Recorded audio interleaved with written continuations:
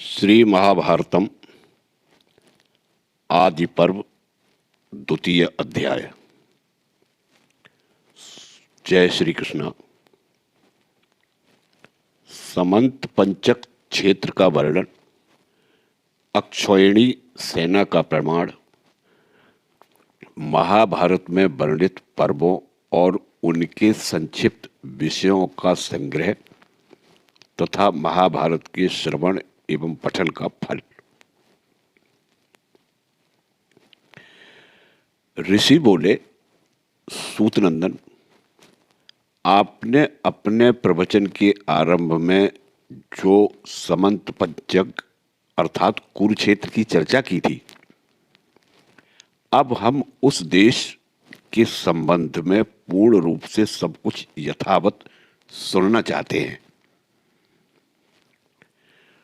उग्र शिवाजी ने कहा, साधु शिरोमणि विप्रगण, अब मैं कल्याणदायिनी शुभ कथाएं कह रहा हूं, उसे आप लोग सावधान चित्त से सुनिए और इसी प्रसंग में समंत पंचक क्षेत्र का वर्णन भी सुन लीजिए। त्रेता और द्वापर की संधि के समय शस्त्रधारियों में श्रेष्ठ परशुराम जी ने क्षत्रियों के प्रति क्रोध से प्रेरित होकर अनेकों बार क्षत्रिय राजाओं का संहार किया। अग्नि के समान तेजस्वी परशुराम जी ने अपने पराक्रम से संपूर्ण क्षत्रिय वंश का संहार करके समंत पंचक क्षेत्र में रक्त के 5 सरोवर बना दिए। क्रोध से आविष्ट होकर परशुराम जी ने उन रक्त रूप जल से भरे हुए सरोवरों में रक्तांजलि के द्वारा अपने पितरों का तर्पण किया। यह बात हमने सुनी है। तदंतर ऋचिक आदि पितृगण परशुराम जी के पास आकर बोले, महाभाग राम, सामर्थ्यशाली भृगुवंश भूषण परशुराम, तुम्हारी इस पितृभक्ति और पराक्रम से हम बहुत प्रसन्न हैं। महाप्रतापी परशुराम, तुम्हारा कल्याण हो। तुम्हें जिस वर की इच्छा हो हमसे मांग लो। परशुराम जी ने कहा, यदि आप सब हमारे पितर मुझ पर प्रसन्न हैं और मुझे अपने अनुग्रह का पात्र समझते हैं, तो मैंने जो क्रोधवश क्षत्रिय वंश का विध्वंस किया है, इस कुकर्म के पाप से मुक्त हो जाऊं और मेरे बनाए हुए सरोवर पृथ्वी में प्रसिद्ध तीर्थ हो जाएं। यही वर मैं आप लोगों से चाहता हूं।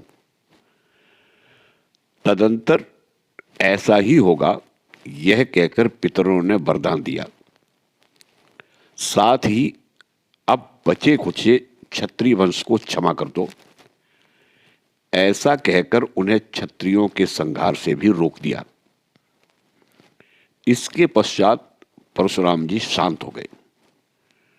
उन रक्त से भरे सरोवरों के पास जो प्रदेश हैं, उसे ही समंत पंचक कहते हैं। यह क्षेत्र बहुत ही पुण्यप्रद है। जिस चिन्ह से जो देश युक्त होता है और जिससे जिसकी पहचान होती है, विद्वानों का कहना है कि उस देश का वही नाम रखना चाहिए। जब कलयुग और द्वापर की संधि का समय आया, तब उसी समंत पंचक क्षेत्र में कौरवों और पांडवों की सेनाओं का परस्पर भीषण युद्ध हुआ। भूमि संबंधी दोषों से रहित उस परम धार्मिक प्रदेश में युद्ध करने की इच्छा से 18 अक्षौहिणी सेनाएं इकट्ठी हुई थी। ब्राह्मणों, वे सब सेनाएं वहां इकट्ठी हुई और वहीं नष्ट हो गई। द्विजवरों, इसी से उस देश का नाम समंत पंचक पड़ गया। वह देश अत्यंत पुण्यमय एवं रमणीय कहा गया है। उत्तम व्रत का पालन करने वाले श्रेष्ठ ब्राह्मणों, तीनों लोकों में जिस प्रकार उस देश की प्रसिद्धि हुई थी वह सब मैंने आप लोगों से कह दिया। ऋषियों ने पूछा, सूतनंदन, अभी अभी आपने जो अक्षौहिणी शब्द का उच्चारण किया है, इसके संबंध में हम लोग सारी बातें यथार्थ रूप से सुनना चाहते हैं। अक्षौहिणी सेना में कितने पैदल, घोड़े, रथ और हाथी होते हैं, इसका हमें यथार्थ वर्णन सुनाइए, क्योंकि आपको सब कुछ ज्ञात है। उग्र शर्वाजी ने कहा, एक रथ, एक हाथी, 5 पैदल सैनिक और 3 घोड़े, बस इन्हीं को सेना के मर्मज्ञ विद्वानों ने पत्ती कहा है। इसी पत्ती की तिगुनी संख्या को विद्वान पुरुष सेना मुख कहते हैं। 3 सेना मुखों को एक गुल्म कहा जाता है। 3 गुल्म का एक गण होता है। 3 गण की एक वाहिनी होती है और 3 वाहिनियों को सेना का रहस्य जानने वाले विद्वानों ने प्रतना कहा है।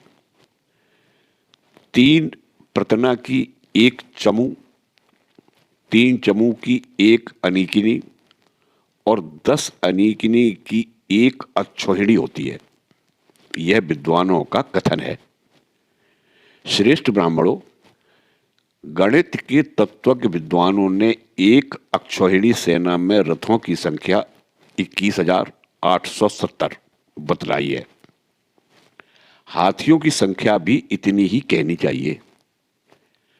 निष्पाप ब्राह्मणों, एक अक्षौहिणी में पैदल मनुष्यों की संख्या 1,09,350 जाननी चाहिए।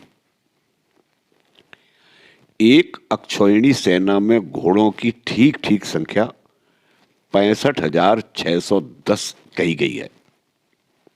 तपोधनों, संख्या का तत्व जानने वाले विद्वानों ने इसी को अक्षौहिणी कहा है, जिसे मैंने आप लोगों को विस्तार पूर्वक बताया है। श्रेष्ठ ब्राह्मणों, इसी गणना के अनुसार कौरव पांडव दोनों सेनाओं की संख्या 18 अक्षौहिणी ही थी। अद्भुत कर्म करने वाले काल की प्रेरणा से समंत पंचक क्षेत्र में कौरवों को निमित्त बनाकर इतनी सेनाएं इकट्ठी हुई और वहीं नाश को प्राप्त हो गई। अस्त्र शस्त्रों के सर्वोपरि मर्मज्ञ भीष्म पितामह ने 10 दिनों तक युद्ध किया। आचार्य द्रोण ने 5 दिनों तक कौरव सेना की रक्षा की। शत्रु सेना को पीड़ित करने वाले वीरवर कर्ण ने 2 दिन युद्ध किया और शल्य ने आधे दिन तक। इसके पश्चात दुर्योधन और भीमसेन का परस्पर गदा युद्ध आधे दिन तक होता रहा। 18वां दिन बीत जाने पर रात्रि के समय अश्वत्थामा, कृतवर्मा और कृपाचार्य ने निशंक सोते हुए युधिष्ठिर के सैनिकों को मार डाला। शौनक जी, आपके इस सत्संग सत्र में मैं यह जो उत्तम इतिहास महाभारत सुना रहा हूं, यही जनमेजय के सर्प यज्ञ में व्यास जी के बुद्धिमान शिष्य वैशंपायन जी के द्वारा भी वर्णन किया गया था। उन्होंने बड़े बड़े नरपतियों से यदा और पराक्रम का विस्तार पूर्वक वर्णन करने के लिए प्रारंभ में पौष्य, पौलोम और आस्तिक इन पर्वों का स्मरण किया है। जैसे मोक्ष चाहने वाले पुरुष पर वैराग्य की शरण ग्रहण करते हैं, जैसे मोक्ष चाहने वाले पुरुष पर वैराग्य की शरण ग्रहण करते हैं, वैसे ही प्रज्ञावान मनुष्य अलौकिक अर्थ, विचित्र पद, अद्भुत आख्यान और भांति भांति की परस्पर विलक्षण मर्यादाओं से युक्त इस महाभारत का आश्रय ग्रहण करते हैं।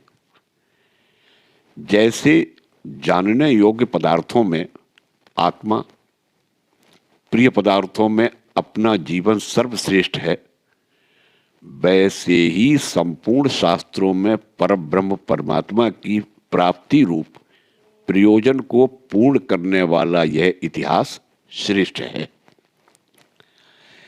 जैसे भोजन किए बिना शरीर निर्वाह संभव नहीं है, वैसे ही इस इतिहास का आश्रय लिए बिना पृथ्वी पर कोई कथा नहीं है। जैसे अपनी उन्नति चाहने वाले महत्वाकांक्षी सेवक अपने कुलीन और सद्भाव संपन्न स्वामी की सेवा करते हैं, इसी प्रकार संसार के श्रेष्ठ कवि इस महाभारत की सेवा करके अपने काव्य की रचना करते हैं।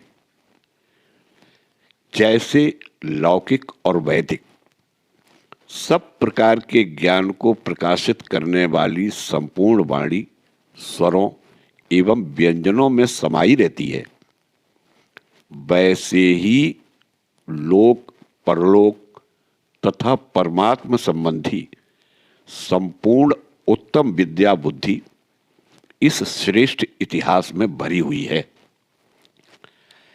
यह महाभारत इतिहास ज्ञान का भंडार है। इसमें सूक्ष्म से सूक्ष्म पदार्थ और उसका अनुभव कराने वाली युक्तियां भरी हुई हैं।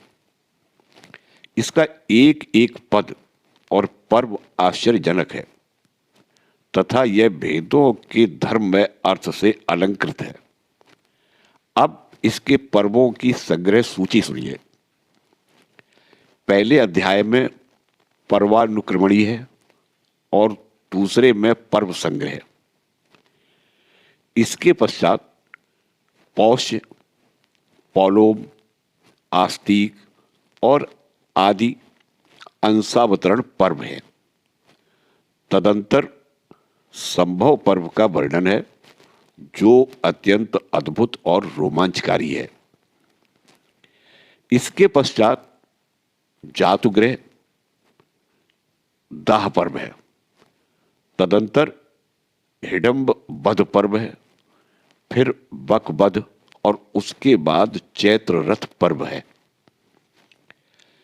इसके बाद पांचाल राजकुमारी देवी द्रौपदी के स्वयंवर पर्व के तथा क्षत्रिय धर्म के सब राजाओं पर विजय प्राप्ति पूर्वक वैवाहिक पर्व का वर्णन है। विदुरागमन राजलंब पर्व, तत्पश्चात अर्जुन वनवास पर्व और फिर सुभद्रा हरण पर्व है। सुभद्रा हरण के बाद हरणा हरण पर्व है। पुनः खांडव दाह पर्व है। उसी में मैं दानव के दर्शन की कथा है। इसके बाद क्रमशः सभा पर्व, मंत्र पर्व, जरासंध वध पर्व और दिग्विजय पर्व का प्रवचन है। तदंतर राजसूय, अर्धाभिहरण और शिशुपाल वध पर्व कही गई है। इसके बाद क्रमशः द्यूत एवं अनुद्यूत पर्व हैं। तत्पश्चात वन यात्रा पर्व तथा किरमीर वध पर्व है।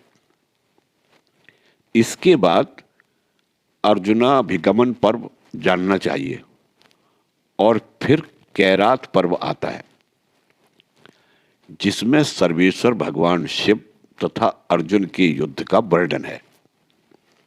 तत्पश्चात इंद्र लोकाभिगमन पर्व है। फिर धार्मिक तथा कर्णोत्पादक नलोपाख्यान पर्व है। तदंतर बुद्धिमान कुरुराज का तीर्थ यात्रा पर्व, जटासुर वध पर्व और उसके बाद यक्ष युद्ध पर्व है। इसके पश्चात निवातक वच युद्ध, आजगर और मार्कंडेय समस्या पर्व क्रमशः कहे गए हैं। इसके बाद आता है द्रौपदी और सत्यभामा के संवाद का पर्व। इसके अनंतर घोष यात्रा पर्व है। उसी में मृग स्वप्नोद्भव और विरीह द्रोणिक उपाख्यान है। तदंतर इंद्रद्युम्न का आख्यान और उसके बाद द्रौपदी हरण पर्व है। उसी में जयद्रथ विमोक्षण पर्व है। इसके बाद पतिव्रता सावित्री के पातिव्रत्य का अद्भुत महात्म्य है। फिर इसी स्थान पर रामोपाख्यान पर्व जानना चाहिए। इसके बाद क्रमशः कुंडला हरण और आरण्य पर्व कहे गए हैं। तदंतर विराट पर्व का आरंभ होता है, जिसमें पांडवों के नगर प्रवेश तथा पालन संबंधी पर्व हैं। इसके बाद कीचक वध पर्व, गोग्रहण पर्व तथा अभिमन्यु और उत्तरा के विवाह का पर्व है। इसके पश्चात परम अद्भुत उद्योग पर्व समझना चाहिए। इसी में संजय यान पर्व कहा गया है। तदंतर चिंता के कारण धृतराष्ट्र के रात भर जागने से संबंध रखने वाला प्रजागर पर्व समझना चाहिए। तत्पश्चात वह प्रसिद्ध सनत सुजात पर्व है, जिसमें अत्यंत गोपनीय आध्यात्म दर्शन का समावेश हुआ है। इसके पश्चात यान संधि और भगवद यान पर्व है। इसी में मातालिका उपाख्यान, गालभ चरित्र, सावित्र, वामदेव तथा वैन्य उपाख्यान, जामदाग्नि और षोडश राजिक उपाख्यान आते हैं। फिर श्री कृष्ण का सभा प्रवेश, विदुला का अपने पुत्र के प्रति उपदेश, युद्ध का उद्योग, सैन्य निर्याण तथा विश्वोपाख्यान, इनका क्रमशः उल्लेख हुआ है। इसी प्रसंग में महात्मा कर्ण का विवाद पर्व है। तदंतर कौरव एवं पांडव सेना का निर्याण पर्व है। तत्पश्चात रथातिरथ संख्या पर्व और उसके बाद क्रोध की आग प्रज्वलित करने वाला उलूक दूतागमन पर्व है। इसके बाद ही अंबोपाख्यान पर्व है। तत्पश्चात अद्भुत भीष्माभिषेचन पर्व कहा गया है। इसके आगे जम्बूखंड विनिर्माण पर्व है। तदंतर भूमि पर्व कहा गया है, जिसमें द्वीपों के विस्तार का वर्णन किया गया है। इसके बाद क्रमशः भगवद गीता, भीष्म वध, द्रोणाभिषेक तथा संसप्त कवद पर्व है। संसप्त कवद पर्व है। इसके बाद अभिमन्यु वध पर्व, प्रतिज्ञा पर्व, जयद्रथ वध पर्व और घटोत्कच वध पर्व है। फिर रोंगटे खड़े कर देने वाला द्रोण वध पर्व जानना चाहिए। तदंतर नारायणास्त्र मोक्ष पर्व कहा गया है। फिर कर्ण पर्व और उसके बाद शल्य पर्व है। इसी पर्व में हृदय प्रवेश और गदा युद्ध पर्व भी हैं। तदंतर सारस्वत पर्व है, जिसमें तीर्थों और वंशों का वर्णन किया गया है।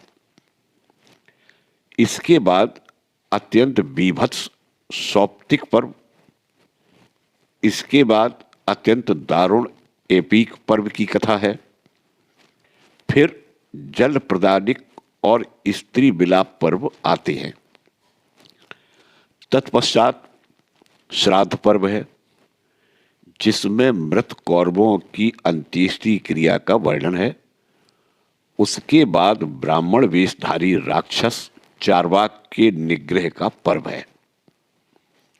तदंतर धर्म बुद्धि संपन्न धर्मराज युधिष्ठिर के अभिषेक का पर्व है तथा इसके पश्चात गृह प्रविभाग पर्व है।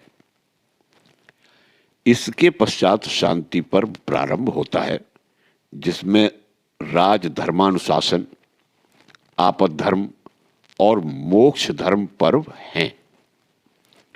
फिर सुख प्रश्नाभिगमन, ब्रह्म प्रश्नानुशासन, दुर्वासा का प्रादुर्भाव और माया संवाद पर्व हैं। इसके बाद धर्माधर्म का अनुशासन करने वाला अनुशासनिक पर्व है। तदंतर बुद्धिमान भीष्म जी का स्वर्गारोहण पर्व है।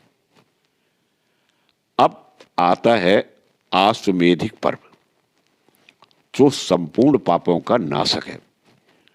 उसी में अनुगीता पर्व है, जिसमें आध्यात्म ज्ञान का सुंदर निरूपण हुआ है। इसके बाद आश्रम वासिक, पुत्र दर्शन और तदंतर नारद आगमन पर्व कहे गए हैं। इसके बाद है अत्यंत भयानक एवं दारुण मौसल पर्व। तत्पश्चात महाप्राख्यान पर्व और स्वर्गारोहण पर्व आते हैं। इसके बाद हरिवंश पर्व है, जिसे परिशिष्ट पुराण भी कहते हैं। इसमें विष्णु पर्व, श्री कृष्ण की बाल लीला एवं कंस वध का वर्णन है। इस खिल पर्व में भविष्य पर्व भी कहा गया है, जो महान अद्भुत है। महात्मा व्यास जी ने इस प्रकार पूरे 100 पर्वों की रचना की। सूत वंश शिरोमणि लोमहर्षण के पुत्र उग्रश्रवा जी ने व्यास जी की रचना पूर्ण हो जाने पर नैमिषारण्य क्षेत्र में इन्हीं 100 पर्वों को 18 पर्वों के रूप में सुव्यवस्थित करके ऋषियों के सामने कहा। इस प्रकार वहां संक्षेप से महाभारत के पर्वों का संग्रह बताया गया है। पौष्य, पौलोम, आस्तिक आदि अंशावतरण, संभव, लाक्षागृह, हिडिंब वध, बकवध, चैत्र रथ, देवी द्रौपदी का स्वयंवर, क्षत्रिय धर्म से राजाओं पर विजय प्राप्ति पूर्वक वैवाहिक विधि, विदुरागमन, राज्यलंब, अर्जुन का वनवास, सुभद्रा का हरण, हरणाहरण, खांडव दाह तथा मय दानव से मिलने का प्रसंग, यहां तक की कथा आदि पर्व में कही गई है। पौष्य पर्व में उत्तंक के महात्म्य का वर्णन है। पौलोम पर्व में भृगुवंश के विस्तार का वर्णन है। आस्तिक पर्व में सब नागों तथा गरुण की उत्पत्ति की कथा है। इसी पर्व में क्षीर सागर के मंथन और उच्चेश्रवा घोड़े के जन्म की भी कथा है। परीक्षित नंदन राजा जन्मेजय के सर्प यज्ञ में इन भरतवंशी महात्मा राजाओं की कथा कही गई है। संभव पर्व में राजाओं के भिन्न भिन्न प्रकार के जन्म संबंधी वृतांतों का वर्णन है। इसी में दूसरे शूरवीरों तथा महर्षि द्वैपायन के जन्म की कथा भी है। यहीं देवताओं के अंशावतरण की कथा कही गई है। इसी पर्व में अत्यंत प्रभावशाली दैत्य, दानव, यक्ष, नाग, सर्प, गंधर्व और पक्षियों तथा अन्य विविध प्रकार के प्राणियों की उत्पत्ति का वर्णन है। परम तपस्वी महर्षि कंड के आश्रम में दुष्यंत के द्वारा शकुंतला के गर्भ से भरत के जन्म की कथा भी इसी में है। उन्हीं महात्मा भरत के नाम से यह भरत वंश संसार में प्रसिद्ध हुआ। इसके बाद महाराज शांतनु के गृह में भागीरथी गंगा के गर्भ से महात्मा वसुओं की उत्पत्ति एवं फिर से उनके स्वर्ग में जाने का वर्णन है। इसी पर्व में वसुओं के तेज के अंशभूत भीष्म के जन्म की कथा भी है। उनकी राज्य भोग से निवृत्ति, आजीवन ब्रह्मचर्य व्रत में स्थित रहने की प्रतिज्ञा पालन, चित्रांगद की रक्षा और चित्रांगद की मृत्यु हो जाने पर छोटे भाई विचित्रवीर्य की रक्षा, उन्हें राज्य समर्पण, अणि मांडव्य के शाप से भगवान धर्म की विदुर के रूप में मनुष्यों में उत्पत्ति, श्री कृष्ण द्वैपायन के वरदान के कारण धृतराष्ट्र एवं पांडु का जन्म और इसी प्रसंग में पांडवों की उत्पत्ति की कथा भी है। लाक्षागृह दाह पर्व में पांडवों की वारणावत यात्रा के प्रसंग में दुर्योधन के गुप्त षड्यंत्र का वर्णन है। उसका पांडवों के पास कूटनीतिज्ञ पुरोचन को भेजने का भी प्रसंग है। मार्ग में विदुर जी ने बुद्धिमान युधिष्ठिर के हित के लिए म्लेच्छ भाषा में जो हितोपदेश किया उसका भी वर्णन है। फिर विदुर की बात मानकर सुरंग खुदवाने का कार्य आरंभ किया गया। उसी लाक्षागृह में अपने 5 पुत्रों के साथ सोती हुई एक भीलनी और पुरोचन भी जल मरे। यह सब कथा कही गई है। हिडिंब वध पर्व में घोर बन के मार्ग से यात्रा करते समय पांडवों को हिडिंबा के दर्शन, महाबली भीमसेन के द्वारा हिडिंबासुर के वध तथा घटोत्कच के जन्म की कथा कही गई है। इसी पर्व में अत्यंत प्रभावशाली दैत्य, दानव, यक्ष, नाग, सर्प, गंधर्व और पक्षियों तथा अन्य विविध प्रकार के प्राणियों की उत्पत्ति का वर्णन है। परम तपस्वी महर्षि कंडु के आश्रम में दुष्यंत और शकुंतला के गर्भ से भरत के जन्म की कथा भी इसी में है। अमित तेजस्वी महर्षि व्यास का पांडवों से मिलना और उनकी आज्ञा से एक चक्रा नगरी में ब्राह्मण के घर पांडवों के गुप्त निवास का वर्णन है। वहीं रहते समय उन्होंने बकासुर का वध किया, जिससे नागरिकों को बड़ा भारी आश्चर्य हुआ। इसके अनंतर कृष्णा, द्रौपदी और उसके भाई धृष्टद्युम्न की उत्पत्ति का वर्णन है। जब पांडवों को ब्राह्मण के मुख से यह संवाद मिला, तब वे महर्षि व्यास की आज्ञा से द्रौपदी की प्राप्ति के लिए कौतूहलपूर्ण चित्त से स्वयंवर देखने पांचाल देश की ओर चल पड़े। चैत्र रथ पर्व में गंगा के तट पर अर्जुन ने अंगारपर्ण गंधर्व को जीतकर उससे मित्रता कर ली और उसी के मुख से तपती, वशिष्ठ और और्व के उत्तम आख्यान सुने। फिर अर्जुन ने वहां से अपने सभी भाइयों के साथ पांचाल की ओर यात्रा की।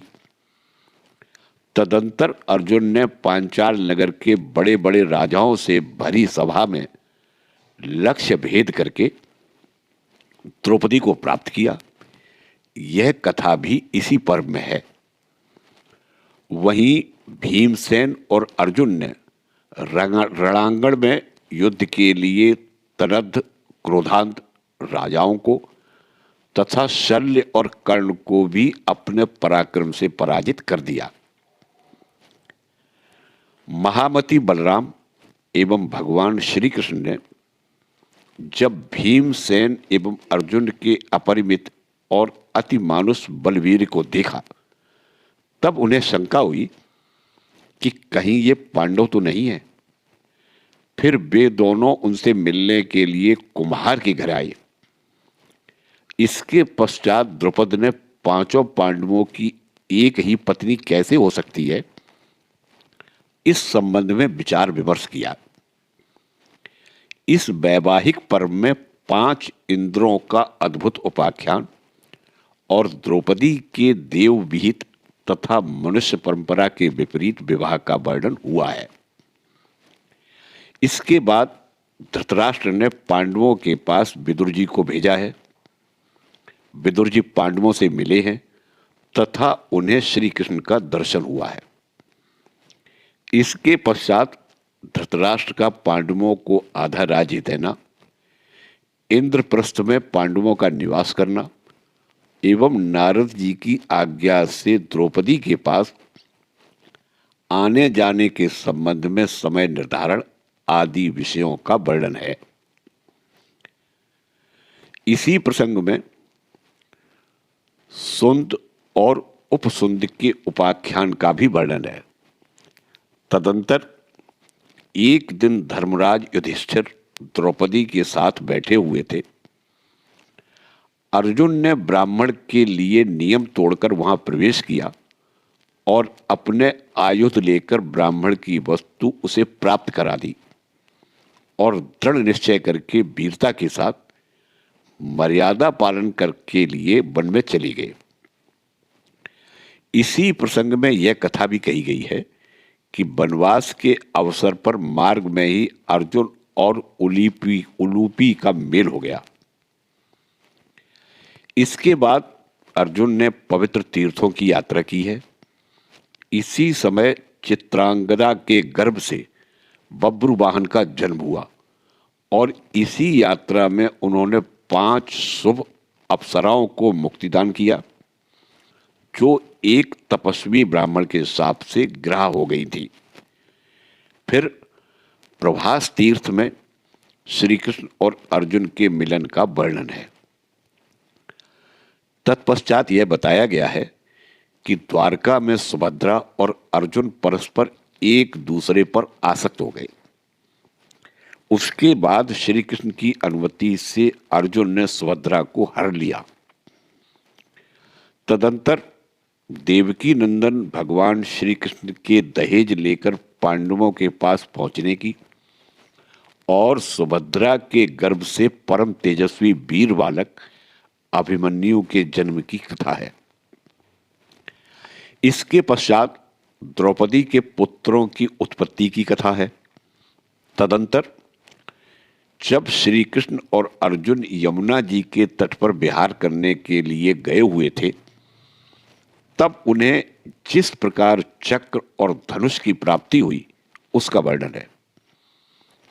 साथ ही खांडव वन के दाह, मैदानव के छुटकारे और अग्निकांड से सर्प के सर्वथा बच जाने का वर्णन हुआ है। इसके बाद महर्षि मंदपाल का सारंगी पक्षी के गर्भ से पुत्र उत्पन्न करने की कथा है।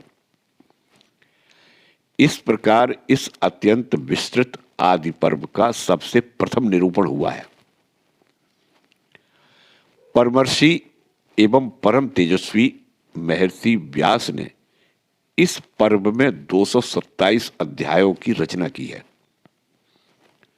महात्मा व्यास मुनि ने इन 227 अध्यायों में 8,884 श्लोक कहे हैं।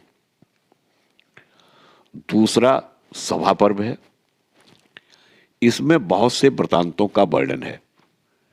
पांडवों का सभा निर्माण, किंकर नामक राक्षसों का दिखना, देवर्षि नारद द्वारा लोकपालों की सभा का वर्णन, राजसूय यज्ञ का आरंभ एवं जरासंध वध, गिरि ब्रज में बंदी राजाओं का श्री कृष्ण के द्वारा छुड़ाया जाना और पांडवों की दिग्विजय का भी इसी सभा पर में वर्णन किया गया है। राजसूय महायज्ञ में उपहार ले लेकर राजाओं के आगमन तथा पहले किसकी पूजा हो, इस विषय को लेकर छिड़े हुए विवाद में शिशुपाल के वध का प्रसंग भी इसी सभा पर्व में है। यज्ञ में पांडवों का यह वैभव देखकर दुर्योधन दुख और ईर्ष्या से मन ही मन जलने लगा। इसी प्रसंग में सभा भवन के सामने समतल भूमि पर भीमसेन ने उसका उपहास किया। उसी उपहास के कारण दुर्योधन के हृदय में क्रोधाग्नि जल उठी, जिसके कारण उसने जुए के खेल का षड्यंत्र रचा। इसी जुए में कपटी शकुनी ने धर्मपुत्र युधिष्ठिर को जीत लिया।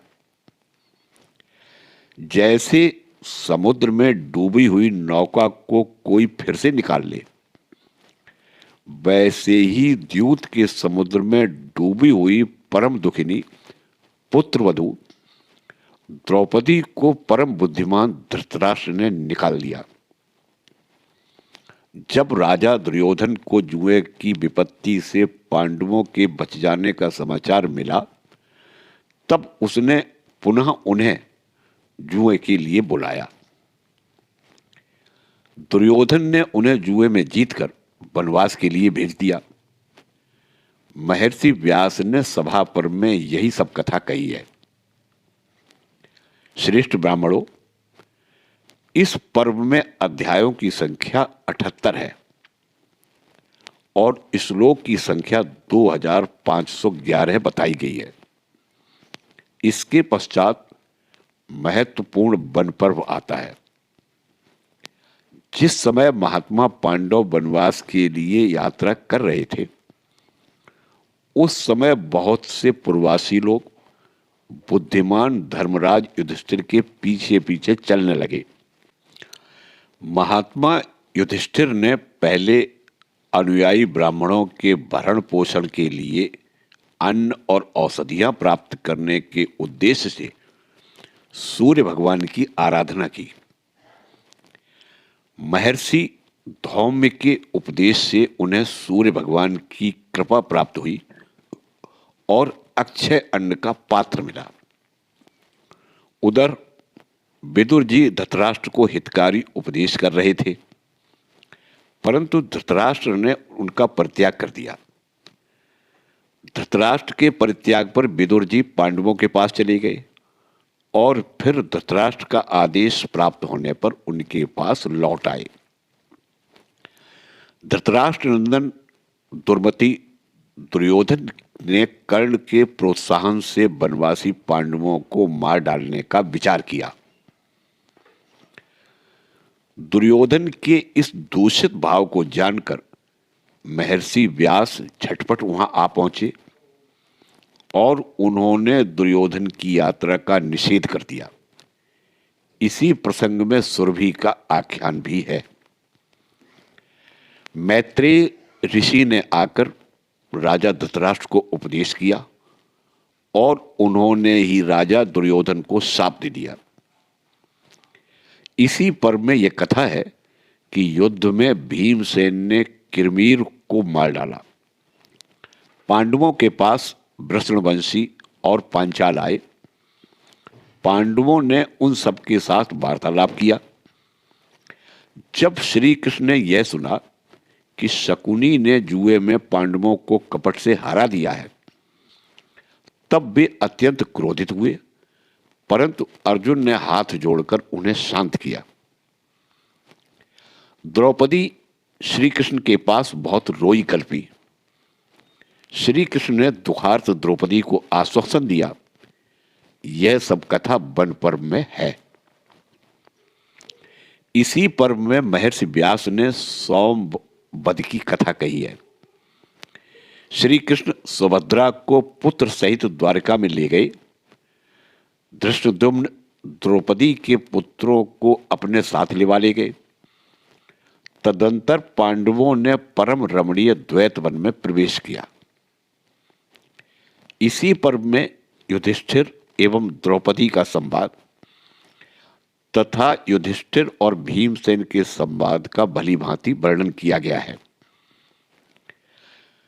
महर्षि व्यास पांडवों के पास आए।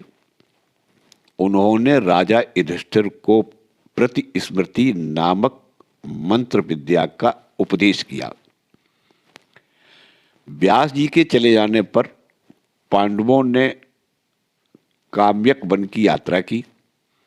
इसके बाद अमित तेजस्वी अर्जुन अस्त्र प्राप्त करने के लिए अपने भाइयों से अलग चले गए।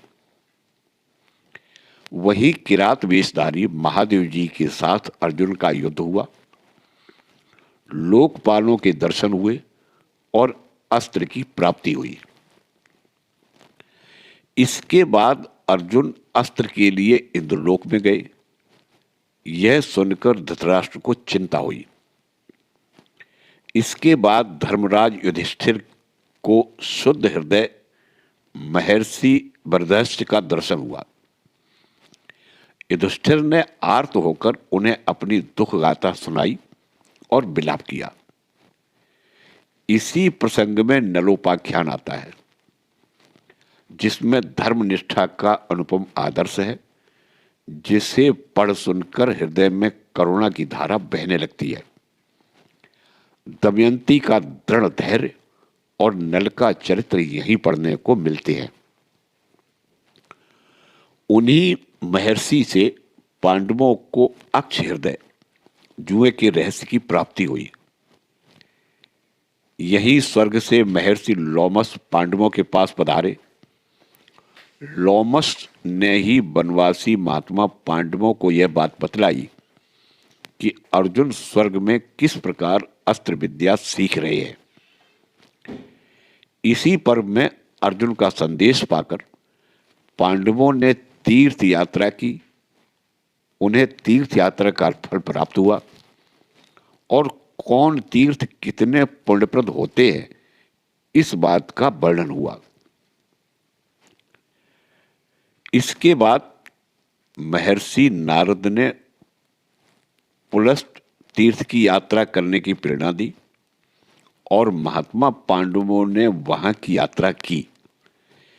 यही इंद्र के द्वारा कर्ण को कुंडलों से वंचित करने तथा राजा गय के यज्ञ वैभव का वर्णन किया गया है। इसके बाद अगस्त्य चरित्र है, जिसमें उनके वातापि भक्षण और संतान के लिए लोपा मुद्रा के साथ समागमन का वर्णन है। इसके पश्चात कौमार ब्रह्मचारी ऋष्यशृंग का चरित्र है। फिर परम तेजस्वी जमदग्नि नंदन परशुराम का चरित्र है। इसी चरित्र में कार्तवीर अर्जुन तथा हैहयवंशी राजाओं के वध का वर्णन किया गया है। प्रभास तीर्थ में पांडवों एवं यादवों के मिलने की कथा भी इसी में है। इसके बाद सुकन्या का उपाख्यान है। इसी में यह कथा है कि भृगुनंदन च्यवन ने शरयाति के यज्ञ में अश्वनी कुमारों को सोमपान का अधिकारी बना दिया। फिर उन दोनों ने च्यवन मुनि को बूढ़े से जवान बना दिया। राजा मानधाता की कथा भी इसी पर्व में कही गई है। यही जंतुपाख्यान है। इसमें राजा सोमक ने बहुत से पुत्र प्राप्त करने के लिए एक पुत्र से यजन किया और उसके फलस्वरूप 100 पुत्र प्राप्त किए।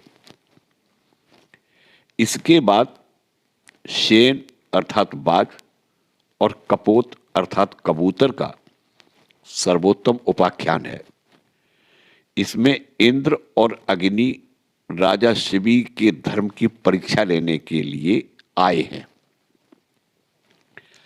इसी पर्व में अष्टावक्र का चरित्र भी है, जिसमें बंदी के साथ जनक के यज्ञ में ब्रह्मर्षि अष्टावक्र के शास्त्रार्थ का वर्णन है।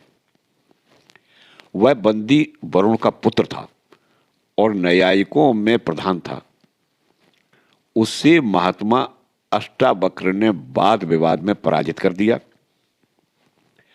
महर्षि अष्टावक्र ने बंदी को हराकर समुद्र में डाले हुए अपने पिता को प्राप्त कर लिया। इसके बाद यवकृत और महात्मा रैभ्य का उपाख्यान है। तदंतर पांडवों की गंधमादन यात्रा और नारायणाश्रम में निवास का वर्णन है। द्रौपदी ने सौगंधिक कमल लाने के लिए भीमसेन को गंधमादन पर्वत पर भेजा। यात्रा करते समय महाबाहु भीमसेन ने मार्ग में कदली वन में महाबली पवन नंदन श्री हनुमान जी का दर्शन किया। यहीं सौगंधिक कमल के लिए भीमसेन ने सरोवर में घुसकर उसे मथ डाला। वहीं भीमसेन का राक्षसों एवं महाशक्तिशाली मणिमान आदि यक्षों के साथ घमासान युद्ध हुआ। तत्पश्चात भीमसेन के द्वारा जटासुर राक्षस का वध हुआ। फिर पांडव क्रमशः राजर्षि बृहस्पर्वा और आष्टीपर्ण के आश्रम पर गए और वहीं रहने लगे। वहीं द्रौपदी महात्मा भीमसेन को प्रोत्साहित करती रही। भीमसेन कैलाश पर्वत पर चढ़ गए। यहीं अपनी शक्ति के नशे में चूर मणिमान आदि यक्षों के साथ उनका अत्यंत घोर यहीं पांडवों का कुबेर के साथ समागम हुआ। इसी स्थान पर अर्जुन आकर अपने भाइयों से मिले। इधर सव्य साची अर्जुन ने अपने बड़े भाई के लिए दिव्य अस्त्र प्राप्त कर लिए और हिरण्यपुरवासी निवातक बच दानवों के साथ घोर युद्ध किया। वहां देवताओं के शत्रु भयंकर दानव निवातकवच, पौलोम और कालकेयों के साथ अर्जुन ने जैसा युद्ध किया और जिस प्रकार उन सबका वध हुआ था, वह सब बुद्धिमान अर्जुन ने स्वयं राजा युधिष्ठिर को सुनाया। इसके बाद अर्जुन ने धर्मराज युधिष्ठिर के पास अपने अस्त्र शस्त्रों का प्रदर्शन करना चाहा। इसी समय देवर्षि नारद ने आकर अर्जुन को अस्त्र प्रदर्शन से रोक दिया। अब पांडव गंधमादन पर्वत से नीचे उतरने लगे। फिर एक बीहड़ वन में पर्वत के समान विशाल शरीरधारी बलवान अजगर ने भीमसेन को पकड़ लिया। धर्मराज युधिष्ठिर ने अजगर वेशधारी नहुस के प्रश्नों का उत्तर देकर भीमसेन को छुड़ाया। इसके बाद महानुभाव पांडव पुनः काम्यक वन में आए। अब नरपुंगव पांडव काम्यक वन में निवास करने लगे तथा उनसे मिलने के लिए वासुदेव नंदन श्री कृष्ण उनके पास आए। यह कथा इसी प्रसंग में कही गई है। पांडवों का महामुनि मार्कंडेय के साथ समागम हुआ।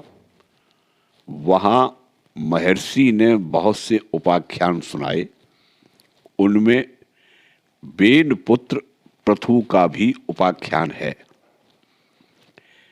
इसी प्रसंग में प्रसिद्ध महात्मा महर्षि तार्क्ष्य और सरस्वती का संवाद है।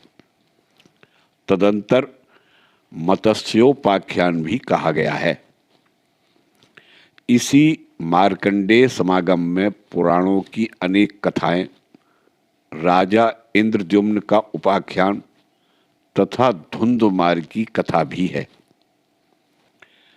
पतिव्रता का और आंगिरस का उपाख्यान भी इसी प्रसंग में है। द्रौपदी का सत्यभामा के साथ संवाद भी इसी में है। तदंतर धर्मात्मा पांडव पुनः द्वैत वन में आए। कौरवों ने घोष यात्रा की और गंधर्वों ने दुर्योधन को बंदी बना लिया। वे मंदमती दुर्योधन को कैद करके लिए जा रहे थे कि अर्जुन ने युद्ध करके उसे छुड़ा लिया। इसके बाद धर्मराज युधिष्ठिर को स्वप्न में हिरण के दर्शन हुए। इसके पश्चात पांडवगण काम्यक नामक श्रेष्ठ वन में फिर से गए। इसी प्रसंग में अत्यंत विस्तार के साथ बृहद्रौणिक उपाख्यान भी कहा गया है। इसी में दुर्वासा जी का उपाख्यान है और जयद्रथ के द्वारा आश्रम से द्रौपदी के हरण की कथा भी कही गई है। उस समय महाबली भयंकर भीमसेन ने वायु वेग से दौड़कर उसका पीछा किया तथा जयद्रथ के सिर के सारे बाल मोड़कर उसमें 5 चोटियां रख दी थी। वन पर्व में बड़े ही विस्तार के साथ रामायण का उपाख्यान है, जिसमें भगवान श्री रामचंद्र जी ने युद्ध भूमि में अपने पराक्रम से रावण का वध किया है। इसके बाद ही सावित्री का उपाख्यान और इंद्र के द्वारा कर्ण को कुंडलों से वंचित कर देने की कथा है। इसी प्रसंग में इंद्र ने प्रसन्न होकर कर्ण को एक शक्ति दी थी जिससे कोई भी एक वीर मारा जा सकता है। इसके बाद है आरण्य उपाख्यान, जिसमें धर्मराज ने अपने पुत्र युधिष्ठिर को शिक्षा दी है और उनसे वरदान प्राप्त कर पांडवों ने पश्चिम दिशा की यात्रा की। यह तीसरे वन पर्व की सूची कही गई है। इस पर्व में गिनकर 269 अध्याय कहे गए हैं। 11,664 श्लोक इस पर्व में हैं। इसके बाद विराट पर्व की विस्तृत सूची सुनो। पांडवों ने विराट नगर में जाकर शमशान के पास एक विशाल शमी का वृक्ष देखा। उसी पर उन्होंने अपने सारे अस्त्र शस्त्र रत्न रख दिए। तदंतर उन्होंने नगर में प्रवेश किया और छद्म वेश में वहां निवास करने लगे। कीचक स्वभाव से ही दुष्ट था। द्रौपदी को देखते ही उसका मन काम बाण से घायल हो गया। वह द्रौपदी के पीछे पड़ गया। इसी अपराध से भीमसेन ने उसे मार डाला। यह कथा इसी पर्व में है। राजा दुर्योधन ने पांडवों का पता चलाने के लिए बहुत से निपुण गुप्तचर और भेजे, परंतु उन्हें महात्मा पांडवों की गतिविधि का कोई हालचाल न मिला। इन्हीं दिनों त्रिगतों ने राजा विराट की गौओं का प्रथम बार हरण कर लिया। राजा विराट ने त्रिगतों के साथ रोंगटे खड़े कर देने वाला घमासान युद्ध किया। त्रिगर्त विराट को पकड़ लिए जा रहे थे, किंतु भीमसेन ने उन्हें छुड़ा लिया। साथ ही पांडवों ने उनके गोधन को भी त्रिगतों से छुड़ा लिया। इसके बाद ही कौरवों ने विराट नगर पर चढ़ाई करके उनकी उत्तर दिशा की गायों को लूटना प्रारंभ कर दिया। इसी अवसर पर किरीटधारी अर्जुन ने अपना पराक्रम प्रकट करके संग्राम भूमि में संपूर्ण कौरवों को पराजित कर दिया और विराट के गौधन को लौटा लिया।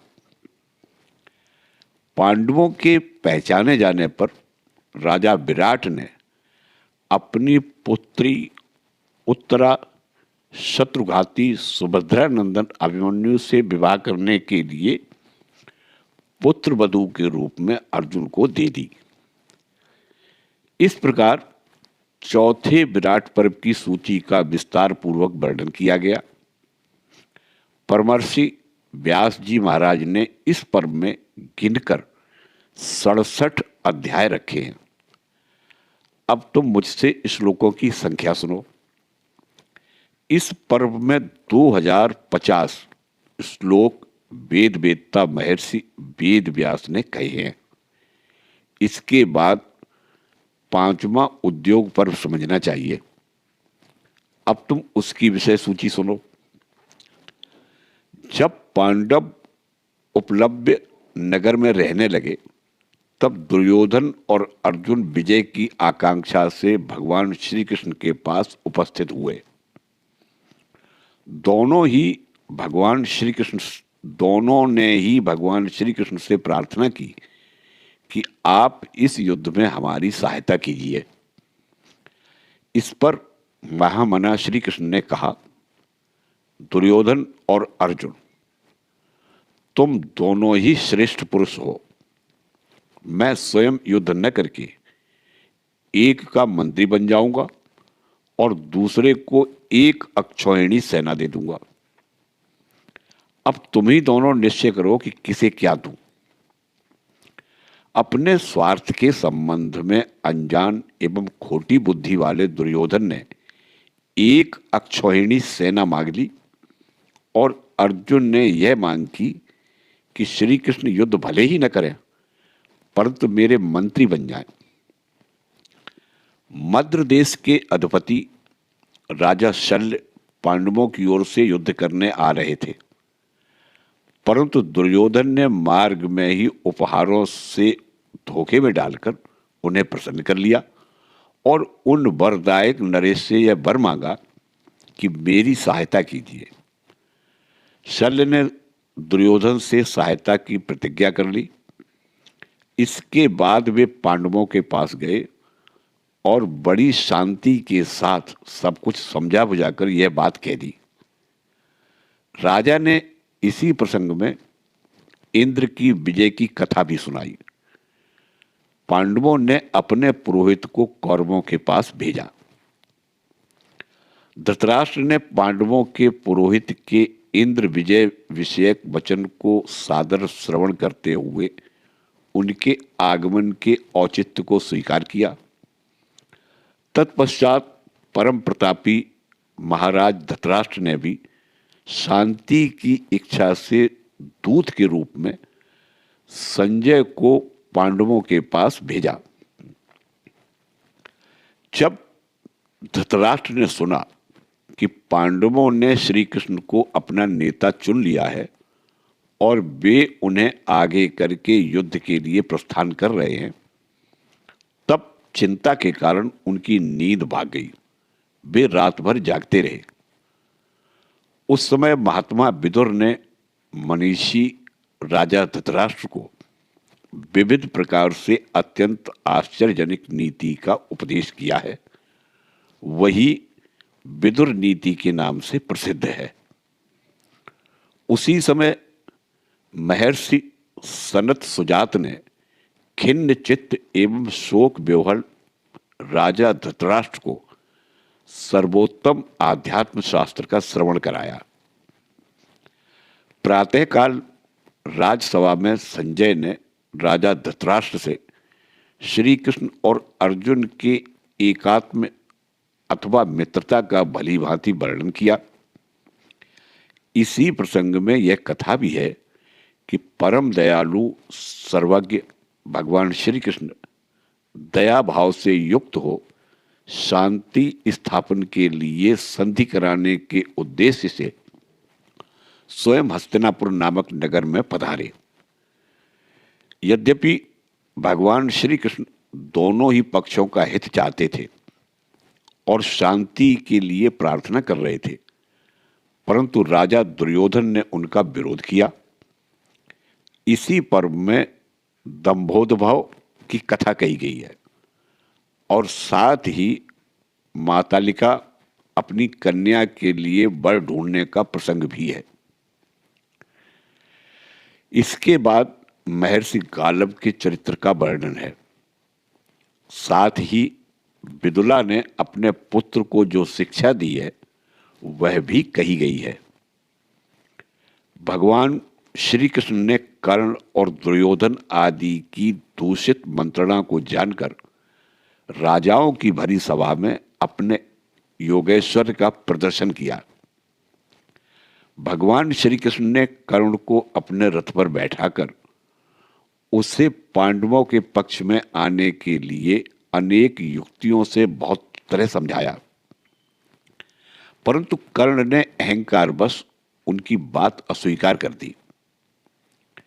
शत्रुसूदन श्री कृष्ण ने हस्तिनापुर से उपलब्ध नगर आकर जैसा कुछ वहां हुआ था सब पांडवों को कह सुनाया।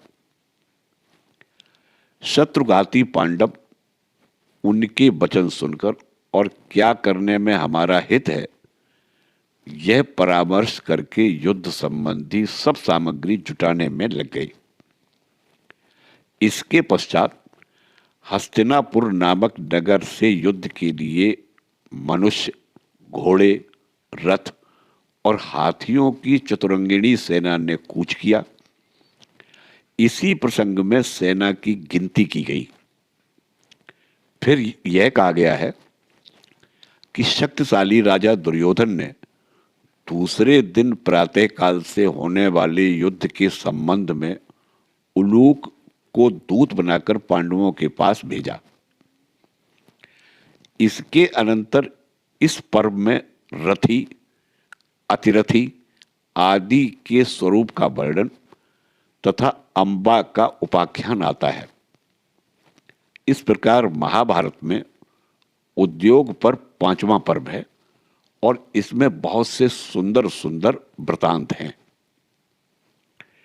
इस उद्योग पर्व में श्री कृष्ण द्वारा संधि संदेश और उलूक के विग्रह संदेश का महत्वपूर्ण वर्णन हुआ है।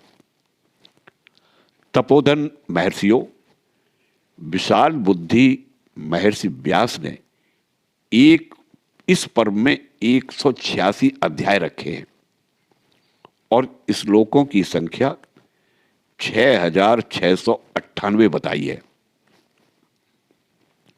इसके बाद विचित्र अर्थों से भरे भीष्म पर्व का विषय सूची कही जाती है, जिसमें संजय ने जम्बू द्वीप की रचना संबंधी कथा कही है। इस पर्व में 10 दिनों तक भयंकर घोर युद्ध होने का वर्णन आता है, जिसमें धर्मराज युधिष्ठिर की सेना के अत्यंत दुखी होने की कथा है। इसी युद्ध के प्रारंभ में महातेजस्वी भगवान वासुदेव ने मोक्ष तत्व का ज्ञान कराने वाली युक्तियों द्वारा अर्जुन के मोहजनित शोक संताप का नाश किया था, जो कि भगवत गीता के नाम से प्रसिद्ध है। इसी पर्व में यह कथा भी है कि युधिष्ठिर के हित में संलग्न रहने वाले निर्भय, उदार बुद्धि, अधोक्षत, भक्तवत्सल भगवान श्री कृष्ण अर्जुन की शिथिलता देख शीघ्र ही हाथ में चाबुक लेकर भीष्म को मारने के लिए स्वयं रथ से कूद पड़े और बड़े वेग से दौड़े। साथ ही सब शस्त्रधारियों में श्रेष्ठ गांडीव धनुआ अर्जुन को युद्ध भूमि में भगवान श्री कृष्ण ने व्यंग वाक्य के चाबुक से मार्मिक चोट पहुंचाई। तब महाधनुर्धर अर्जुन ने शिखंडी को सामने करके तीखे बाणों से घायल करते हुए भीष्म पितामह को रथ से गिरा दिया। जबकि भीष्म पितामह सरसैया शयन करने लगे। महाभारत में यह छठा पर्व विस्तार पूर्वक कहा गया है। वेद के मर्मज्ञ विद्वान श्री कृष्ण द्वैपायन व्यास ने इस भीष्म पर्व में 117 अध्याय रखे हैं। श्लोकों की संख्या 5884 कही गई है। तदंतर अनेक वृतांतों से पूर्ण अद्भुत द्रोण पर्व की कथा आरंभ होती है, जिसमें परम प्रतापी आचार्य द्रोण के सेनापति पद पर अभिषिक्त होने का वर्णन है। वहीं यह भी कहा गया है कि अस्त्र विद्या के परमाचार्य द्रोण ने दुर्योधन को प्रसन्न करने के लिए बुद्धिमान धर्मराज युधिष्ठिर को पकड़ने की प्रतिज्ञा कर ली। इसी पर्व में यह बताया गया है कि संस्तपक योद्धा अर्जुन को रणांगण से दूर हटा ले गए। वहीं यह कथा भी आई है कि ऐरावत वंशीय सुप्रतीक नामक हाथी के साथ महाराज भगदत्त भी, जो युद्ध में इंद्र के समान थे, किरीटधारी अर्जुन के द्वारा मौत के घाट उतार दिए गए। इसी पर्व में यह भी कहा गया है कि सूरवीर बालक अभिमन्यु को, जो अभी जवान भी नहीं हुआ था और अकेला था, जयद्रथ आदि बहुत से विख्यात महारथियों ने मार डाला। अभिमन्यु के वध से कुपित होकर अर्जुन ने रणभूमि में 7 अक्षौहिणी सेना का संहार करके राजा जयद्रथ को भी मार डाला। उसी अवसर पर महाबाहु भीमसेन और महारथी सात्विकी धर्मराज युधिष्ठिर की आज्ञा से अर्जुन को ढूंढने के लिए कौरवों की उस सेना में घुस गए जिसकी मोर्चेबंदी बड़े बड़े देवता भी नहीं तोड़ सकते थे।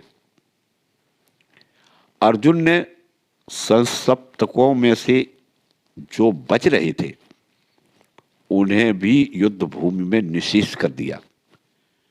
महामना संसप्तक वीरों की संख्या 9 करोड़ थी कि परंतु किरीटधारी अर्जुन ने आक्रमण करके अकेले ही उन सबको यमलोक भेज दिया। धृतराष्ट्र पुत्र बड़े बड़े पाषाण खंड लेकर युद्ध करने वाले म्लेच्छ सैनिक, समरांगण में युद्ध के विचित्र कला कौशल का परिचय देने वाले नारायण नामक गोप, अलम्बुस, सुतायु, पराक्रमी जलसंध, भूरिश्रवा, विराट, महारथी द्रुपद तथा घटोत्कच आदि जो बड़े बड़े वीर मारे गए हैं, वह प्रसंग भी इसी पर्व में है। इसी पर्व में यह बात भी आई है कि युद्ध में जब पिता द्रोणाचार्य मार गिराए गए, तब अश्वत्थामा ने भी शत्रुओं के प्रति अमरस में भरकर नारायण नामक भयानक अस्त्र को प्रकट किया था।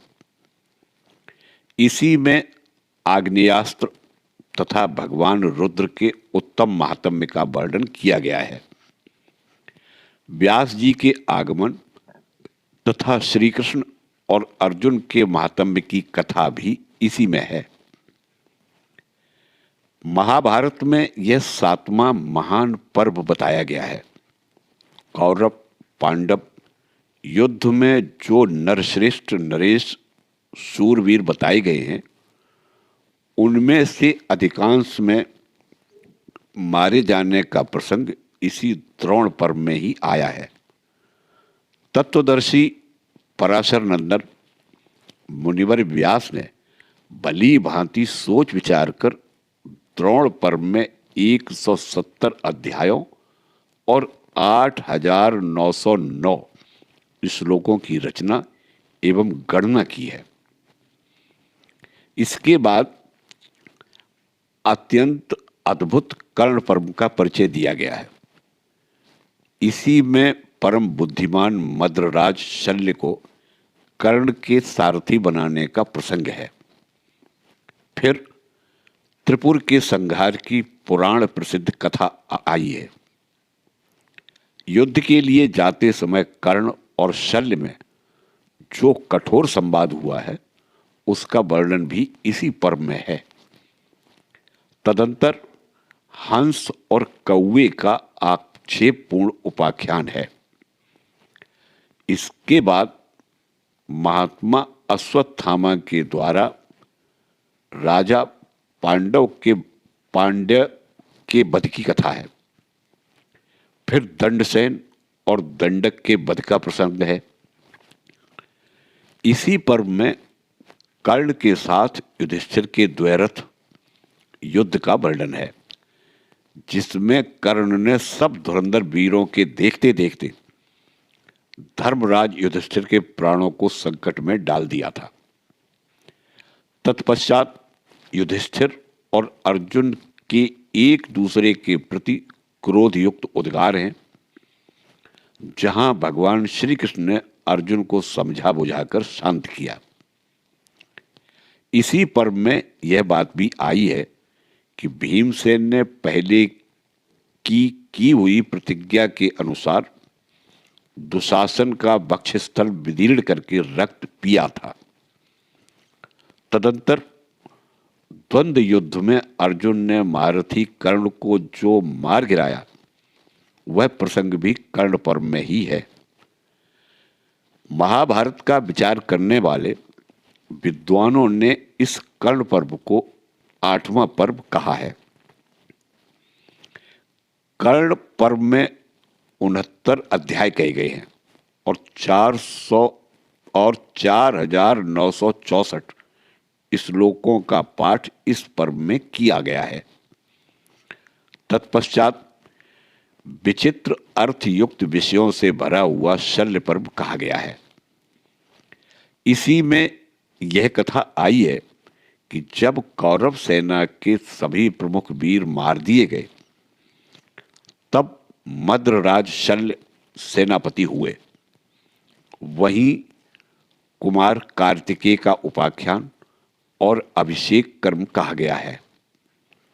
साथ ही वहां रथियों के युद्ध का भी विभाग पूर्वक वर्णन किया गया है। शल्य पर्व में ही कुरुकुल के प्रमुख वीरों के विनाश का तथा महात्मा धर्मराज द्वारा शल्य के वध का वर्णन किया गया है। इसी में सहदेव के द्वारा युद्ध में शकुनी के मारे जाने का प्रसंग है। जब अधिक से अधिक कौरव सेना नष्ट हो गई और थोड़ी सी बच रही, तब दुर्योधन सरोवर में प्रवेश करके पानी को स्तंभित कर वहीं विश्राम के लिए बैठ गया। किंतु व्याधों ने भीमसेन से दुर्योधन की यह चेष्टा बतला दी। तब बुद्धिमान धर्मराज के आक्षेप युक्त वचनों से अत्यंत अमर्ष से भरकर धृतराष्ट्र पुत्र दुर्योधन सरोवर से बाहर निकला और उसने भीमसेन के साथ महायुद्ध किया। ये सब प्रसंग शल्य पर्व में ही हैं। उसी में युद्ध के समय बलराम जी के आगमन की बात कही गई है। इसी प्रसंग में सरस्वती तटवर्ती तीर्थों के पावन महात्म्य का परिचय दिया गया है। शल्य पर्व में ही भयंकर गदा युद्ध का वर्णन किया गया है, जिसमें युद्ध करते समय भीमसेन ने हठपूर्वक युद्ध के नियम को भंग करके अपनी भयानक वेगशालिनी गदा से राजा दुर्योधन की दोनों जंघें तोड़ दी। यह अद्भुत अर्थ से युक्त 9वां पर्व बताया गया है। इस पर्व में 59 अध्याय कहे गए हैं, जिसमें बहुत से वृतांतों का वर्णन आया है। अब इसकी श्लोक संख्या कही जाती है। कौरव पांडवों के यश का पोषण करने वाले मुनिवर व्यास ने इस पर्व में 3220 श्लोकों की रचना की है। इसके पश्चात अत्यंत दारुण सौप्तिक पर्व की सूची बता रहा हूं, जिसमें पांडवों के चले जाने पर अत्यंत अमर्ष में भरे हुए टूटी जांग वाले राजा दुर्योधन के पास जो खून से लथपथ पड़ा हुआ था, सायंकाल के समय कृतवर्मा, कृपाचार्य और अश्वत्थामा ये 3 महारथी आए। निकट आकर उन्होंने देखा राजा दुर्योधन युद्ध के मुहाने पर इस दुर्दशा में पड़ा था। यह देखकर महारथी अश्वत्थामा को बड़ा क्रोध हुआ और उसने प्रतिज्ञा की कि मैं धृष्टद्युम्न आदि संपूर्ण पांचालों और मंत्रियों सहित संपूर्ण पांडवों का वध किए बिना अपना कवच नहीं उतारूंगा। सौप्तिक पर्व में राजा दुर्योधन से ऐसी बात कहकर वे तीनों महारथी वहां से चले गए और सूर्यास्त होते होते एक बहुत बड़े वन में जा पहुंचे। वहां तीनों एक बहुत बड़े बरगद के नीचे विश्राम के लिए बैठे। तदंतर वहां एक उल्लू ने आकर रात में बहुत से कौओं को मार डाला। यह देखकर क्रोध में भरे अश्वत्थामा ने अपने पिता के अन्यायपूर्वक मारे जाने की घटना को स्मरण करके सोते समय ही पांचालों के वध का निश्चय कर लिया।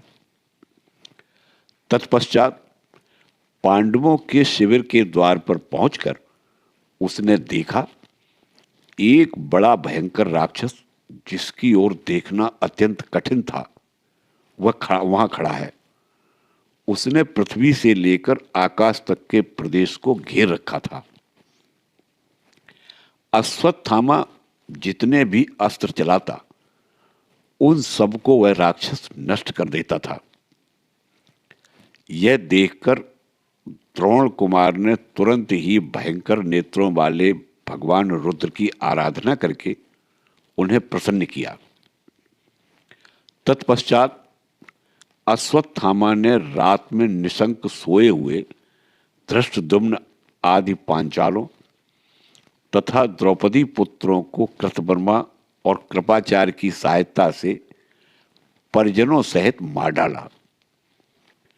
भगवान श्री कृष्ण की शक्ति का आश्रय लेने से केवल 5 पांडव और महान धनुर्धर सात्विकी बच गए, शेष सभी वीर मारे गए।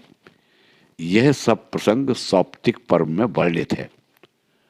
वहीं यह भी कहा गया है कि धृष्टद्युम्न के सारथी ने जब पांडवों को यह सूचित किया कि द्रोण पुत्र ने सोए हुए पांचालों का वध कर डाला है, तब द्रौपदी पुत्र शोक से पीड़ित तथा पिता और भाई की हत्या से व्यथित हो उठी। वह पतियों को अश्वत्थामा से इसका बदला लेने के लिए उत्तेजित करती हुई आमरण अनशन का संकल्प ले अन्न जल छोड़कर बैठ गई। द्रौपदी के कहने से भयंकर पराक्रमी महाबली भीमसेन उसका प्रिय करने की इच्छा से हाथ में गदा ले अत्यंत क्रोध में भरकर गुरुपुत्र अश्वत्थामा के पीछे दौड़े। तब भीमसेन के भय से घबराकर दैव की प्रेरणा से पांडवों के विनाश के लिए अश्वत्थामा ने रोषपूर्वक दिव्यास्त्र का प्रयोग किया, किंतु भगवान श्री कृष्ण ने अश्वत्थामा के रोषपूर्ण वचन को शांत करते हुए कहा, मैवम पांडवों का विनाश न हो। साथ ही अर्जुन ने अपने दिव्यास्त्र द्वारा उसके अस्त्र को शांत कर दिया। उस समय पापात्मा द्रोण पुत्र के द्रोहपूर्ण विचारों को देखकर द्वैपायन, व्यास एवं श्री कृष्ण ने अश्वत्थामा को और अश्वत्थामा ने उन्हें शाप दिया। इस प्रकार दोनों ओर से एक दूसरे को शाप प्रदान किया गया। महारथी अश्वत्थामा से मणि छीनकर विजय से सुशोभित होने वाले पांडवों ने प्रसन्नतापूर्वक द्रौपदी को दे दी। इन सब वृतांतों से युक्त सौप्तिक पर्व 10वां कहा गया है। महात्मा व्यास ने इसमें 18 अध्याय कहे हैं। इसी प्रकार उन ब्रह्मवादी मुनि ने इस पर्व में श्लोकों की संख्या 870 बताई है। उत्तम तेजस्वी व्यास जी ने इस पर्व में सौप्तिक और एपीक दोनों ही कथाएं संबद्ध कर दी है। इसके बाद विद्वानों ने स्त्री पर्व कहा है, जो करुण रस की धारा बहाने वाला है। प्रज्ञा चक्षु राजा धृतराष्ट्र ने पुत्र शोक से संतप्त हो भीमसेन के प्रति द्रोह बुद्धि कर ली और श्री कृष्ण द्वारा अपने समीप लाई हुई लोहे की मजबूत प्रतिमा को भीमसेन समझकर भुजाओं में भर लिया तथा उसे दबाकर टूक टूक कर डाला। उस समय पुत्र शोक से पीड़ित बुद्धिमान राजा धृतराष्ट्र को विदुर जी ने मोक्ष का साक्षात्कार कराने वाली युक्तियों तथा विवेकपूर्ण बुद्धि के द्वारा संसार की दुख रूपता का प्रतिपादन करते हुए भली भांति समझा बुझाकर शांत किया। इसी पर्व में शोकाकुल धृतराष्ट्र का अंतःपुर की स्त्रियों के साथ कौरवों के युद्ध स्थान में जाने का वर्णन है। वहीं वीर पत्नियों के अत्यंत करुणापूर्ण विलाप का कथन है। वहीं गांधारी और धृतराष्ट्र के क्रोधावेश तथा मूर्छित होने का उल्लेख है। उस समय उन छत्राणियों ने युद्ध में पीठ न दिखाने वाले अपने शूरवीर पुत्रों, भाइयों और पिताओं को रणभूमि में मरा हुआ देखा। पुत्रों और पौत्रों के वध से पीड़ित गांधारी के पास आकर भगवान श्री कृष्ण ने उनके क्रोध को शांत किया। इस प्रसंग का भी इसी पर्व में वर्णन किया गया है। वही यह भी कहा गया है कि परम बुद्धिमान और संपूर्ण धर्मात्माओं में श्रेष्ठ राजा युधिष्ठिर ने वहां मारे गए समस्त राजाओं के शरीरों का शास्त्र विधि से दाह संस्कार कराया। तदंतर राजाओं को जलांजलि दान के प्रसंग में उन सबके लिए तर्पण का आरंभ होते ही कुंती द्वारा गुप्त रूप से उत्पन्न हुए अपने पुत्र कर्ण का गूढ़ वृतांत प्रकट किया गया। यह प्रसंग आता है। महर्षि व्यास ने ये सब बातें स्त्री पर्व में कही हैं। शोक और विकलता का संचार करने वाला यह 11वां पर्व श्रेष्ठ पुरुषों के चित्त को भी व्योहल करके उनके नेत्रों से आंसू की धारा प्रवाहित करा देता है। इस पर्व में 27 अध्याय कहे गए हैं। इसके श्लोकों की संख्या 775 कही गई है। इस प्रकार परम बुद्धिमान व्यास जी ने महाभारत का यह उपाख्यान कहा है। स्त्री पर्व के पश्चात 12वां पर्व शांति पर्व के नाम से विख्यात है। यह बुद्धि और विवेक को बढ़ाने वाला है। इस पर्व में यह कहा गया है कि अपने पितृतुल्य गुरुजनों, भाइयों, पुत्रों, सगे संबंधी एवं मामा आदि को मरवाकर राजा युधिष्ठिर के मन में बड़ा दुख एवं वैराग्य हुआ। शांति पर्व में बाण शैया पर शयन करने वाले भीष्म जी के द्वारा उपदेश किए हुए धर्मों का वर्णन है। उत्तम ज्ञान की इच्छा रखने वाले राजाओं को उन्हें भली भांति जानना चाहिए। उसी पर्व काल और कारण की अपेक्षा रखने वाले देश और काल के अनुसार व्यवहार में लाने योग्य आपद धर्मों का भी निरूपण किया गया है, जिन्हें अच्छी तरह जान लेने पर मनुष्य सर्वज्ञ हो जाता है। शांति पर्व में विविध एवं अद्भुत मोक्ष धर्मों का भी बड़े विस्तार के साथ प्रतिपादन किया गया है। इस प्रकार यह 12वां पर्व कहा गया है, जो ज्ञानी जनों को अत्यंत प्रिय है। इस पर्व में 339 अध्याय हैं और तपोधनों इसकी श्लोक संख्या 14,732 है। इसके बाद उत्तम अनुशासन पर्व है, यह जानना चाहिए। जिसमें कुरुराज युधिष्ठिर गंगानंदन भीष्म जी से धर्म का निश्चित सिद्धांत सुनकर प्रकृतिस्थ हुए, यह बात कही गई है। इसमें धर्म और अर्थ से संबंध रखने वाले हितकारी आचार व्यवहार का निरूपण किया गया है। साथ ही नाना प्रकार के दानों के फल भी कहे गए हैं। दान के विशेष पात्र, दान की उत्तम विधि, आचार और उसका विधान, सत्य भाषण की पराकाष्ठा, गौओं और ब्राह्मणों का महात्म्य, धर्मों का रहस्य तथा देश और काल की महिमा, ये सब अनेक वृतांत जिसमें वर्णित है वह उत्तम अनुशासन पर्व है। इसी में भीष्म को स्वर्ग की प्राप्ति कही गई है। धर्म का निर्णय करने वाला यह पर्व 13वां है। इसमें 146 अध्याय हैं और पूरे 8000 श्लोक कहे गए हैं। तदंतर 14वें आश्वमेधिक नामक पर्व की कथा है, जिसमें परम उत्तम योगी संवर्त तथा राजा मरुत का उपाख्यान है। युधिष्ठिर को स्वर्ण के खजाने की प्राप्ति और परीक्षित के जन्म का वर्णन है। पहले अश्वत्थामा के अस्त्र की अग्नि से दग्ध हुए बालक परीक्षित का पुनः श्री कृष्ण के अनुग्रह से जीवित होना कहा गया है।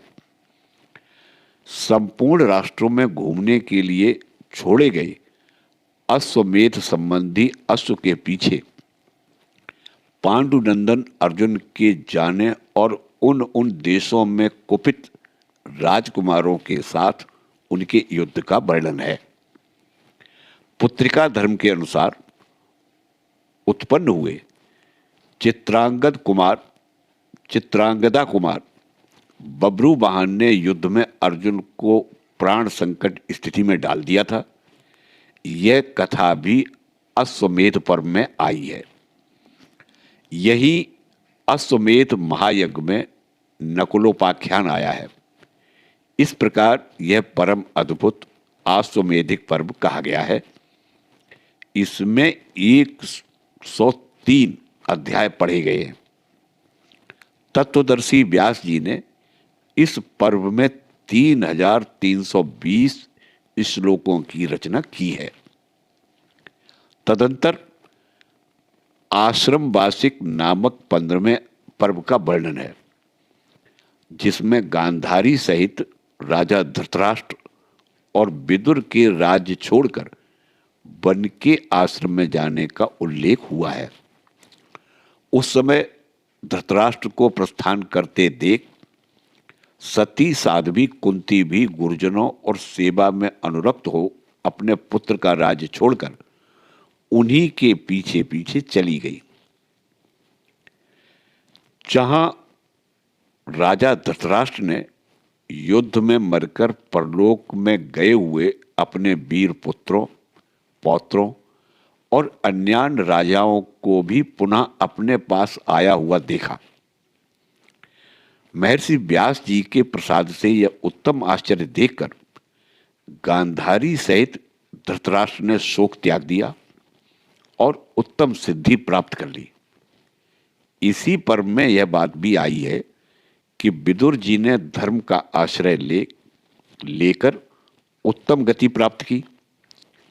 साथ ही मंत्रियों सहित जितेंद्रिय विद्वान गवलगण पुत्र संजय ने भी उत्तम पद प्राप्त कर लिया।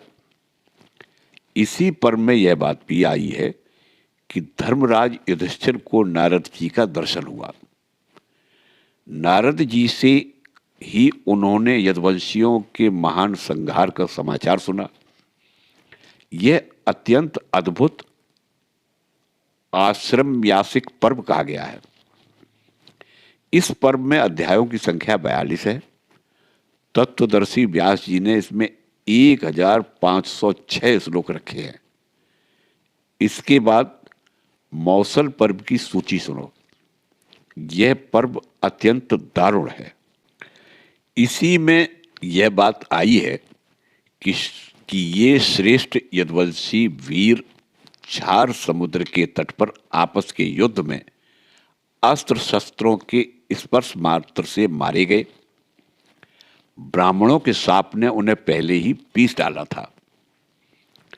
उन सब ने मधुपान के स्थान में जाकर खूब पिया और नशे से होश हवास खो बैठे। फिर दैव से प्रेरित हो परस्पर संघर्ष करके उन्होंने एरका रूपी वज्र से एक दूसरे को मार डाला। वहीं सबका संहार करके बलराम और श्री कृष्ण दोनों भाइयों ने समर्थ होते हुए भी अपने ऊपर आए हुए सर्व संहारकारी महान काल का उल्लंघन नहीं किया। महर्षियों की वाणी सत्य करने के लिए काल का आदेश स्वेच्छा से अंगीकार कर लिया। वहीं यह प्रसंग भी है कि नरश्रेष्ठ अर्जुन द्वारका में आए और उसे वृष्णि वंशियों से सूनी देखकर विषाद में डूब गए। उस समय उनके मन में बड़ी पीड़ा हुई। उन्होंने अपने मामा नरश्रेष्ठ वसुदेव जी का दाह संस्कार करके आपान स्थान में जाकर यदुवंशी वीरों के विकट विनाश का रोमांचकारी दृश्य देखा। वहां से भगवान श्री कृष्ण, महात्मा बलराम तथा प्रधान प्रधान वृष्णिवंशी वीरों के शरीरों को लेकर उन्होंने उनका संस्कार संपन्न किया। तदंतर अर्जुन ने द्वारका के बालक, वृद्ध और स्त्रियों को वहां से साथ ले प्रस्थान किया, परंतु उस दुखदायिनी विपत्ति में उन्होंने अपने गांडीव धनुष की अभूतपूर्व पराजय देखी। उनके सभी दिव्यास्त्र उस समय अप्रसन्न से होकर विस्मृत हो गए। वृषणी कुल की स्त्रियों का देखते देखते अपहरण हो जाना और अपने प्रभावों का स्थिर न रहना, यह सब देखकर अर्जुन को बड़ा दुख हुआ। फिर उन्होंने व्यास जी के वचनों से प्रेरित हो धर्मराज युधिष्ठिर से मिलकर संन्यास में अभिरुचि दिखाई। इस प्रकार 16वां मौसल पर्व कहा गया है। इसमें तत्वज्ञानी व्यास ने गिनकर 8 अध्याय और 320 श्लोक कहे हैं। इसके पश्चात 17वां महाप्रस्थानिक पर्व कहा गया है, जिसमें नरश्रेष्ठ पांडव अपना राज्य छोड़कर द्रौपदी के साथ महाप्रस्थान के पथ पर आगे आ गए। उस यात्रा में उन्होंने लाल सागर के पास पहुंचकर साक्षात अग्निदेव को देखा और उन्हीं की प्रेरणा से पार्थ ने उन महात्मा को आदरपूर्वक अपना उत्तम एवं दिव्य गांडीव धनुष अर्पण कर दिया। उसी पर्व में यह भी कहा गया है कि राजा युधिष्ठिर ने मार्ग में गिरे हुए अपने भाइयों और द्रौपदी को देखकर भी उनकी क्या दशा हुई, यह जानने के लिए पीछे की ओर फिरकर नहीं देखा और उन सबको छोड़कर आगे बढ़ गए। यह 17वां महाप्रस्थानिक पर्व कहा गया है। इसमें तत्वज्ञानी व्यास जी ने 3 अध्याय और 123 श्लोक गिनकर कहे हैं। तदंतर स्वर्गारोहण पर्व जानना चाहिए, जो दिव्य वृत्तांतों से युक्त और अलौकिक है। उसमें यह वर्णन आया है कि स्वर्ग से युधिष्ठिर को लेने के लिए एक दिव्य रथ आया, किंतु महाज्ञानी धर्मराज युधिष्ठिर ने दयावश अपने साथ आए हुए कुत्ते को छोड़कर अकेले उस पर चढ़ना स्वीकार नहीं किया। महात्मा युधिष्ठिर की धर्म में इस प्रकार अविचल स्थिति देख जानकर कुत्ते ने अपने मायामय स्वरूप को त्याग दिया और अब वह साक्षात धर्म के रूप में स्थित हो गया। धर्म के साथ युधिष्ठिर स्वर्ग में गए। वहां देवदूत ने व्यास जी से उन्हें नरक की विपुल यातनाओं का दर्शन कराया। वहीं धर्मात्मा युधिष्ठिर ने अपने भाइयों की करुणाजनक पुकार सुनी थी। वे सब वहीं नरक प्रदेश में यमराज की आज्ञा के अधीन रहकर यातना भोगते थे। तत्पश्चात धर्मराज तथा देवराज ने पांडुनंदन युधिष्ठिर को वास्तव में उनके भाइयों को जो सदगति प्राप्त हुई थी उसका दर्शन कराया। इसके बाद धर्मराज ने आकाश गंगा में गोता लगाकर मानव शरीर को त्याग दिया और स्वर्गलोक में अपने धर्म से उपार्जित उत्तम स्थान पाकर वे इंद्र आदि देवताओं के साथ उनसे सम्मानित हो आनंद पूर्वक रहने लगे। इस प्रकार बुद्धिमान व्यास जी ने यह 18वां पर्व कहा है। तपोधनों, परम ऋषि महात्मा व्यास जी ने इस पर्व में गिने गिनाए 5 अध्याय और 209 श्लोक कहे हैं। इस प्रकार ये कुल मिलाकर 18 पर्व कहे गए हैं। खिल पर्वों में हरिवंश तथा भविष्य का वर्णन किया गया है। हरिवंश के खिल पर्वों में महर्षि व्यास ने गणना पूर्वक 12,000 श्लोक रखे हैं। इस प्रकार महाभारत में यह सब पर्वों का संग्रह बताया गया है। कुरुक्षेत्र में युद्ध की इच्छा से 18 अक्षौहिणी सेनाएं एकत्र हुई थी और यह महाभयंकर युद्ध 18 दिन तक चलता रहा। जो द्विज अंगों और उपनिषदों सहित चारों वेदों को जानता है परंतु इस महाभारत इतिहास को नहीं जानता है, वह विशिष्ट विद्वान नहीं है।